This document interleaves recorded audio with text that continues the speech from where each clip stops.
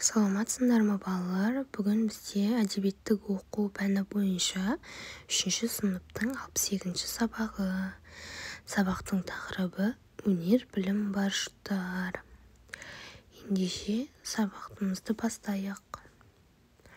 Бізге берілген бірінші тапсырма бойынша Ыбырай Алтынсарин кім? Ол туралы не білесің?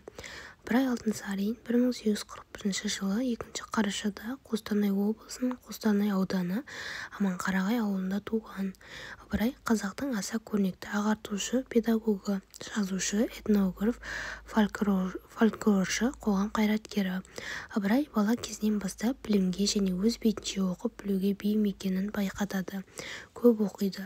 Қазақтың тұңғыш педагогі, бірінші қазақ мұғалімі, қазақ даласында бірінші болып балаларға арналған алғаш қазақша мектебін ашқан, балаларға арналған алғашқы қазақша және орысша тілдердегі кітаптардың авторы. Ыбырайдың әңгімелері үнді, қанағат, тәкаппарлық, түлкі мен ешкі, жаман жолдас, таза бұлақ, бақша ағаштары, асыл шөп және тағы басқа бар. Екінші тапсырма түсініп оқы. Өнер, білім бар жұрттар. Өнер, білім бар жұрттар тастан сарай салғызды. Айшылы қалғыз жерлерден көзіңді ашып жұмғанша жылдам хабар алғызды. Аты жоқ құр арбаны 1000 шақырым жерлерге күн жарымда барғызды. Адамды құстай ұшырды, мал істейтін жұмысты. От пен суға түсірді. Отынсыз тамақ пісірді, сусыздан сусын ішірді. Теңізде жүзді балықтай, дүниені кезді жалықпай. Білгендерге осылар бәрі дағы анықтай, білмегенге танықтай. Бізде бекер жатпалық, осыларға таныспай.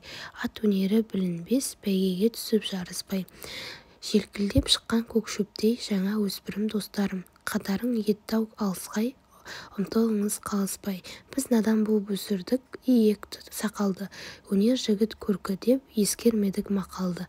Біз болмасақ сіз барсыз, үміт еткен достарым. Сіздерге бердім батамды. Бұл өлеңнің авторы Ыбырай Алтынсарин. Балалар, жақсылап оқып алыңдар. Бізге келесі тапсырма, 3-ші тапсырма. Өлеңді пайдаланып, жұмбақ әдіс ұйымдастырыңдар. Бірінші оқушы. Аты жоқ құр арбаны 1000 шақырым жерлерге күн жарымда барғызған ол не? Екінші оқушы. Аты жоқ құр арбаны 1000 шақырым жерлерге күн жарымда барғызған пойыздар ғой зырлаған.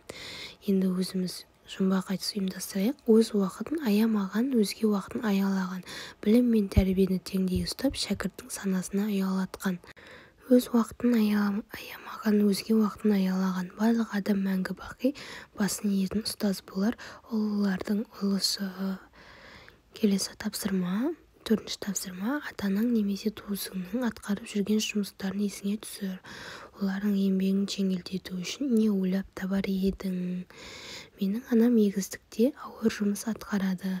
Мен оның жұмысын жеңілдету үшін техника ойлап табар едім. Міне балалар, осымен сабағымыз аяқталды. Сау болыңдар. Аяғына дейін көргендеріңе рахмет.